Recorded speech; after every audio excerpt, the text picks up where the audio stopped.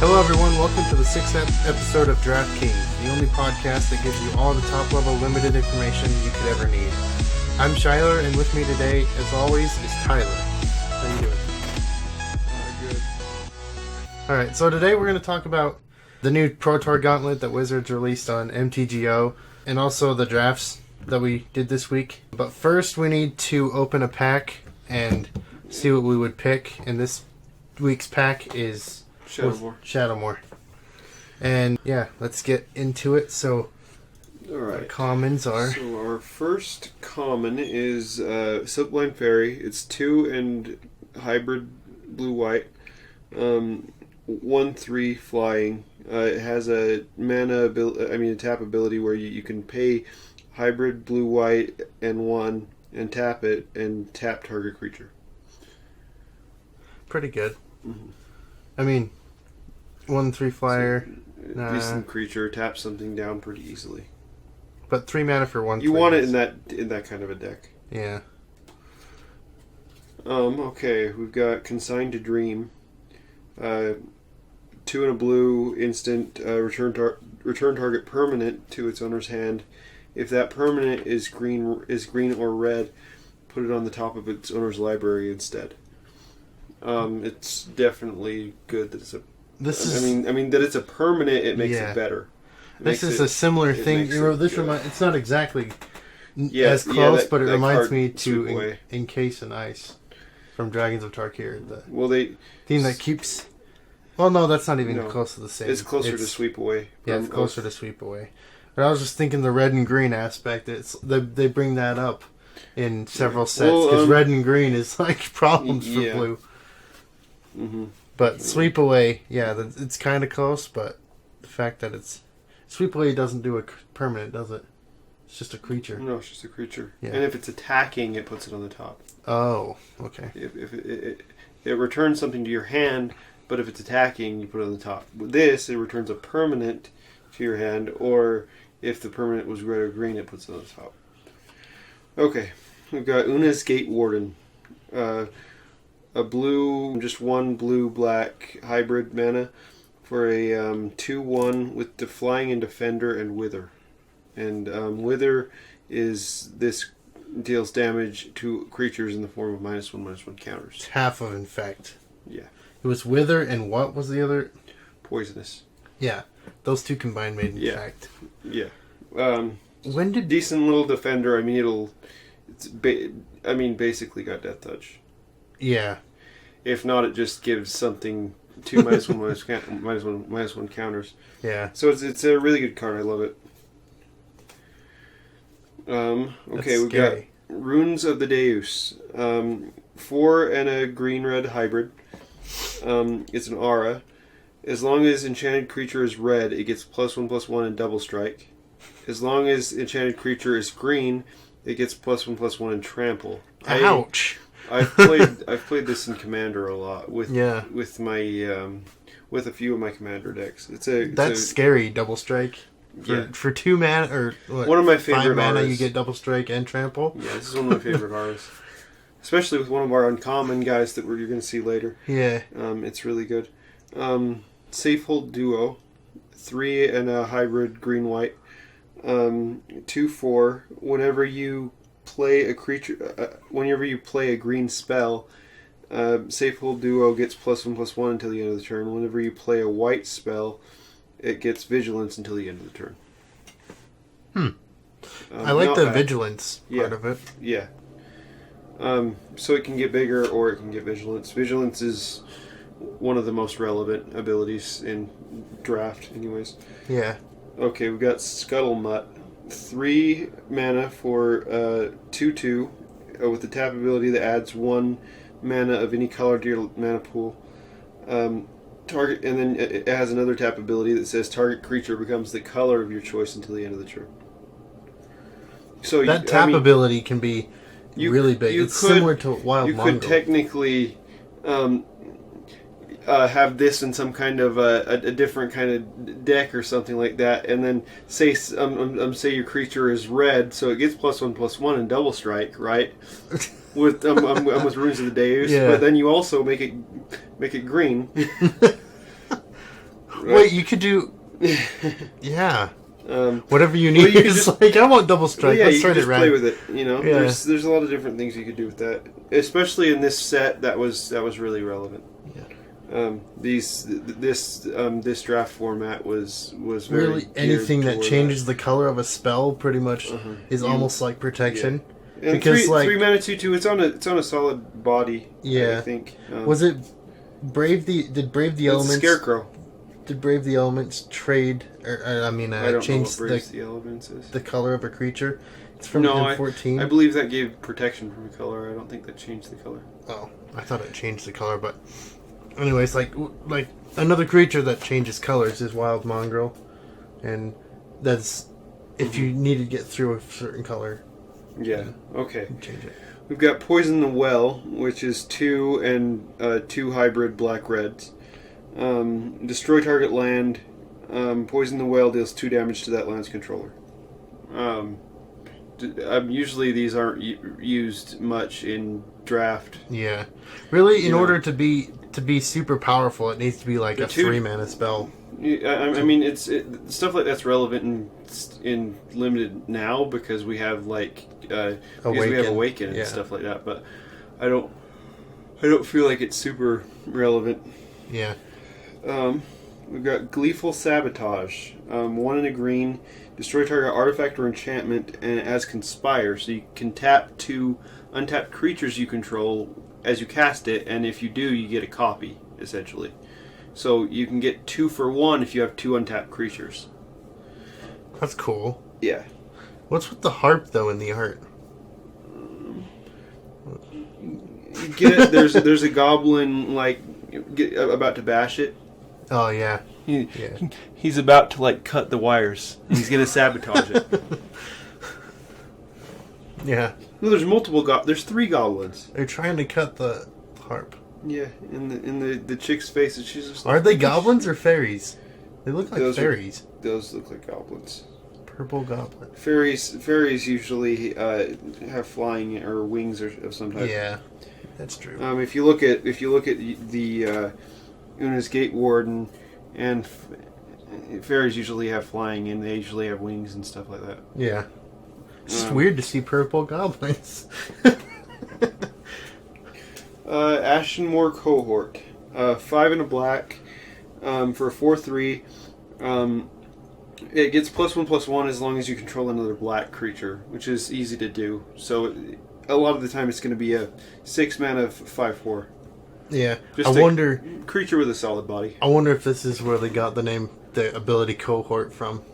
Like the fact that this creature depends on another creature to I don't know. it seems like Just it fits. because it has the same word. Well, it could be a reason. Could. Yeah, It's similar though, because isn't the cohort tap You this have and to- another ally to do something? Yeah, but this Or is doesn't it- do that. No, but I'm saying it depends. Like this, you have to have this and another black creature for it to get +1/+1. Yeah, I'm still not seeing the connection between this and cohort now. It's just a completely different ability. Oh, well, it seems like it could be part of the thought process in creating cohort. Okay. But 6 mana for 4/3 is. For a 5/4, a lot of the time, no, unless they get rid of all your other creatures. Yeah, well, there's only 2 other black cards in this pack, so But you got to think you're opening more packs than this, yeah, and you're cutting black pretty easily by yeah. taking the card that there's least of. You're cutting that color, so Yeah. people aren't usually going to take that color. So you're helping yourself. Okay, we've got Apothecary Initiate. A white for a 1/1. Whenever a player plays a white spell, you may pay 1 colorless. If you do, you gain 1 life. So that's a player, so you can obviously play this in a white deck, and if your opponent's playing white also, it really, you can rack up the life. If you can't afford Pretty Soul easily. Sisters, this could be a substitute, maybe. Maybe. What does Soul Sisters do? Soul Sisters is that mono white life gain deck in Modern. Okay. You could maybe replace Yeah. something that is expensive for this, maybe. And for our last common, they actually printed 11 commons in these packs apparently. So there's Whim Waiter, 4 and a blue for a 6/4. He can't attack unless defending player controls a blue permanent. Another thing that works with the Scuttlemutt. You can tap him to... Yeah, that's true. You can tap him to enable this guy to attack. So Scuttlebutt works with Yeah. almost this whole pack. Scuttlemutt just works really well. And not to mention he helps you cast your hybrid spells too. So, Yeah. He just works with everything. I like this. I like the value on this creature though, Yeah, because having 5 and a 6/4 is a good body, and then he's a solid blocker, and he if he's attacking, it's scary. Yeah, it makes it more worth it because when you're paying 5 mana, you want something. You oftentimes want something more than what you're paying for. So getting 6 power is definitely worth it. Yeah, definitely. Okay, we've got Torrent of Souls. It's 4 and a hybrid black-red. Return up to one target creature card from your graveyard to play if black was spent to play it. Creatures target player controls get +2/+0 and gain haste until the end of the turn if red was spent to cast it, and if both was spent, you get both abilities. I actually really like this card. Yeah, Because for 5 mana, you can get a thing back from your graveyard and give your whole team haste. And +2/+0. Yeah, that's this represents the pillars of what red and black are. Yeah. Like returning and giving stuff haste. Definitely. Pretty much. Definitely. The red half of it isn't good on its own. The black half is good on its own, and both together are really well, on its own, it's a worse Trumpet Blast. Yeah. On its own, worse. On its own, it's not super great. Yeah. You want to activate both for maximum value. Yeah, on the red side it's the Trumpet Blast, but you can get on the same effect for... And on the black side, I actually think that's fairly costed. 5 mana to get something back. Yeah, in like the new set, isn't Dutiful Return like 2 of them, though? Not to the battlefield. Oh yeah, that's to the battle. Yeah. Yeah, that's what I'm saying. Yeah, the fact that it's to the battlefield, that makes it a little bit more 5 mana is fair to bring it back from the battlefield. You know what I mean? Yeah. Okay, we've got Tattermung Maniac. Hybrid green-red mana 2/1. It attacks each turn of Fable. Dude, I'd hate to have this thing running at me. Yeah. That thing looks scary. With the Runes of the Deus attached to it. This is the guy I was talking about. Give this guy +2/+2, trample, and double strike.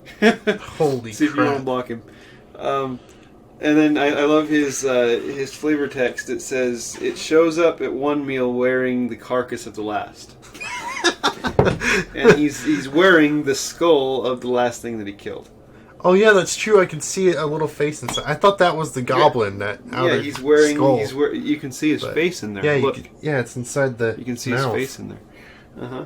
I thought that whole thing was just one creature. I didn't know it was. I didn't know that was. He's actually wearing the creature's claws too, on his hands. Oh wow! Uh huh.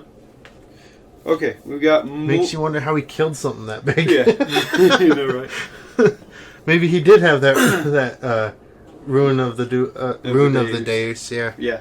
Okay, we've got Moonring Island. It's a land island.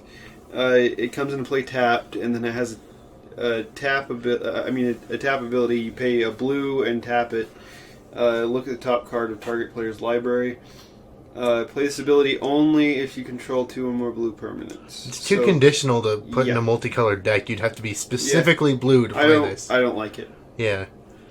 Unless you're really solid blue, then it's too much to fate seal someone. Then maybe you play one of if you're super blue. Yeah, if you're super blue, then it's okay. It's something you can include as like your last card if you need something in there.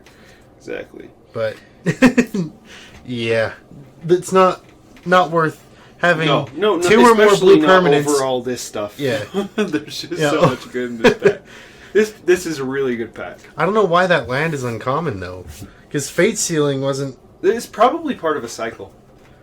Moonring Island. Yeah, but there's probably a cycle of uncommon land just like that. Yeah, you could probably find Fate Seals though is not worth putting that much It's not into. even a Fate Seal, because Fate Seal allows you to put it on the bottom if you want. Oh yeah, so it's only looking at the top. Yeah, you're basically you're just looking at the top of their library. Yeah, it's not worth it. It's not worth it. Doesn't give you that much value. The only thing I'd ever use it for is just another blue land. But then why would you want it? Because it comes in just tapped. play an island. Just play a basic. Yeah. Yeah. Not to mention, okay. So our rare. A rare is Boon Reflection. If you would gain life, it's an enchantment. If you would gain life, you gain twice that much life instead. Rock's Faith Mender.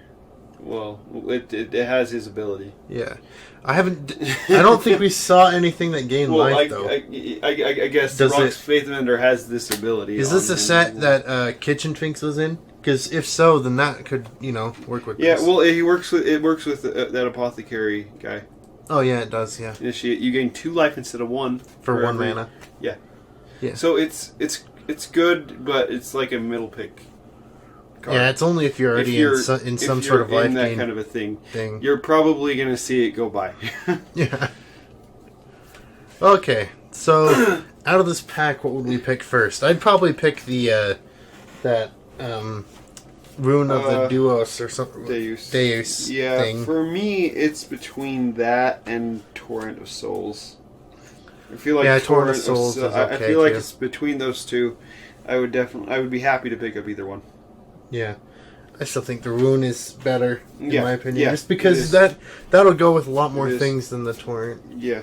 Because you'd have to rely on having creatures to get back. Yeah. Either way, you're make it the best. Yeah. Yeah. So, yeah. So that's the Shadowmoor pack. Flexibility. Yeah. Because they're hybrid. Yeah. Anyway, so I want to talk about a little bit about the Pro Tour Gauntlet. I know it's not limited related, but it's a newly released thing that Wizards put on Magic Online. It's basically, I don't know for sure. I think it's the top 8 decks of Pro Tour Oath of the Gatewatch, and the ability to play them cheaply thing. So the decks are free, but you have to pay 6 tickets to play them, basically, and then you get assigned one randomly, if that makes sense. You get assigned a deck randomly. Yeah, you get assigned a deck randomly. So some of the decks that were in the top 8 were the colorless Eldrazi deck, the red-blue Eldrazi deck, There's the red-blue deck that I work with. I think that was maybe Blue Moon. I don't know if it was Blue Moon or it was just red-blue Blood Moon. That's what I've been calling it. And yeah. And it holds up to its name if that's what it's called. Yeah, it does. What are some of the other decks? There's a deck called Dark Shadows. Didn't you say you were playing Infect today on it? Yeah, there's Infect and there's Affinity. There's also a deck called Dark Shadows, which I have a video on. Mm-hmm. By the time this comes out, it should be either coming out that week or it would already be out.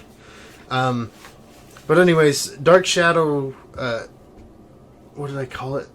The Dark Shadows... just call it Dark Shadows Naya.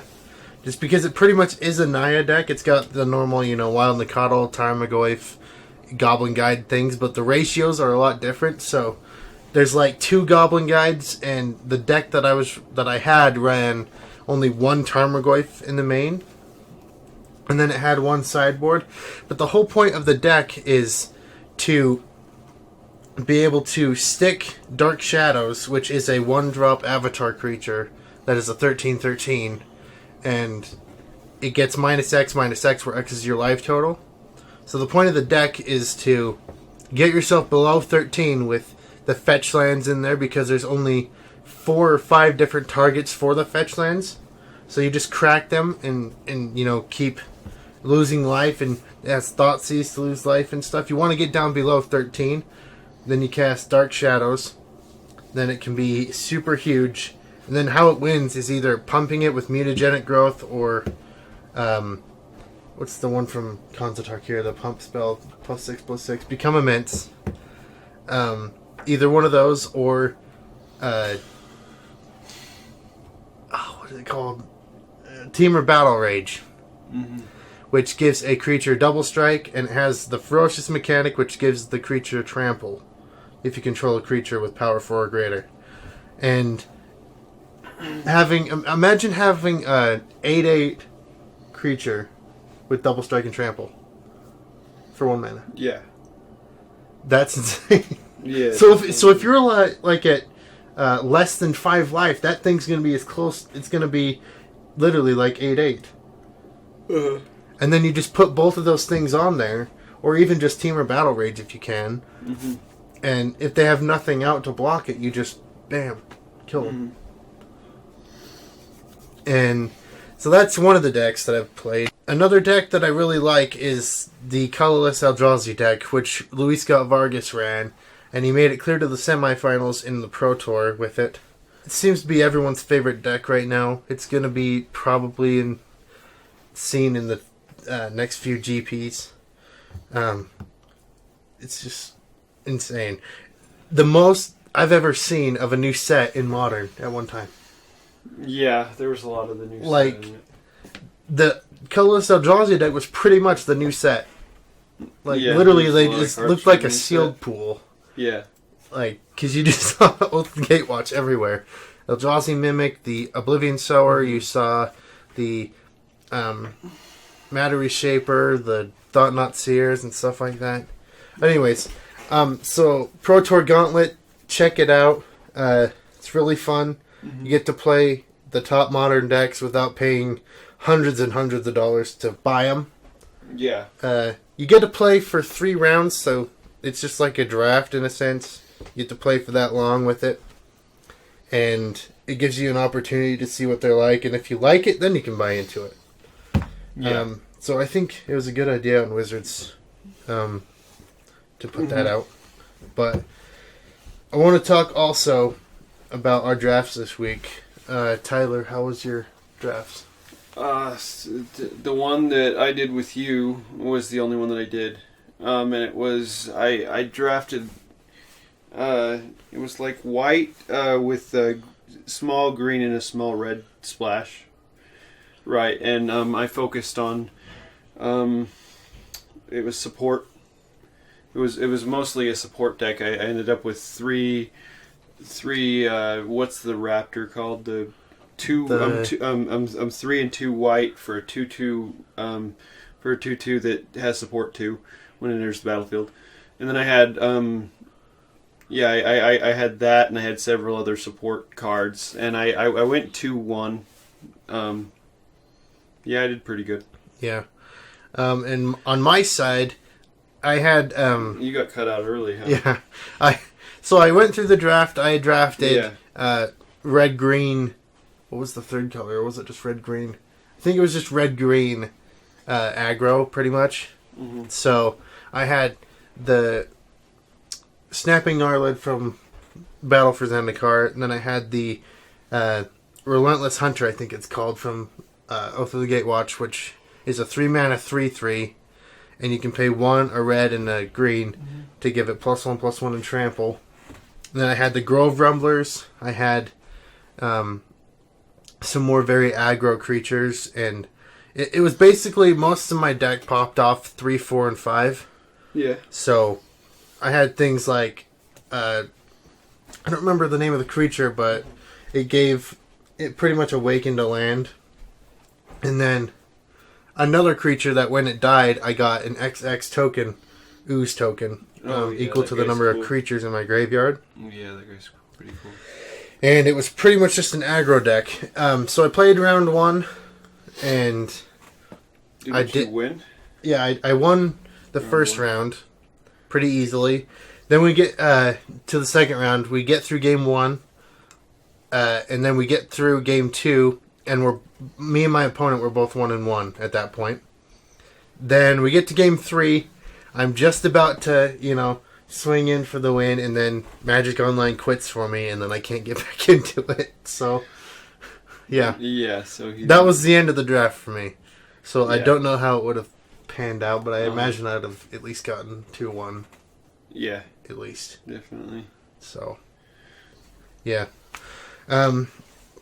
Anyways, Anything I pulled Kiora and Kalidas and got 20 tickets out of them. Also in that draft, I remember that's the draft I pulled. The foil Canopy Vista and the Linvala. Yeah, you opened Linvala, and he was one person in. There was one person in between us, and he didn't want to pass it. So because that person would have taken it. Yeah, that person. I mean, you can't really safely pass a mythic like that. No. Well, like a not especially when there's somebody in between you. Yeah. I mean, we were close enough. It might have went to you if they weren't in that color. Because wasn't it like second pack anyway? I believe it was second. Yeah. Pack. It was pack 2. So they might have not taken it, but yeah, you know, nice to be safe than sorry. Yeah, you don't want to let him have it. Yeah. But it's okay. I made it 2-1 without him. So yeah. So it was a okay weekend drafting. It was good for Tyler, and wish I could have played more on my end, but wasn't able to. But anyways, like I said, check out the Pro Tour Gauntlet. Hopefully you guys enjoyed this episode. And thank you for watching. You can subscribe to me on YouTube and follow me on Facebook and Twitter at ShyGuy768. I post all my videos and stuff on both sites and also on YouTube. And that's where this podcast is.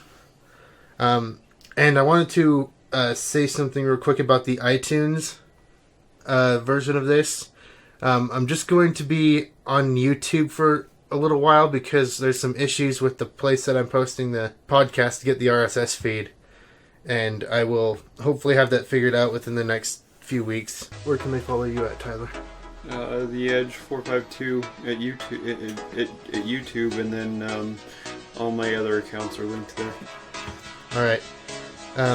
And thank you guys again for watching, but until we meet again, may you all draw well, but most of all, have fun.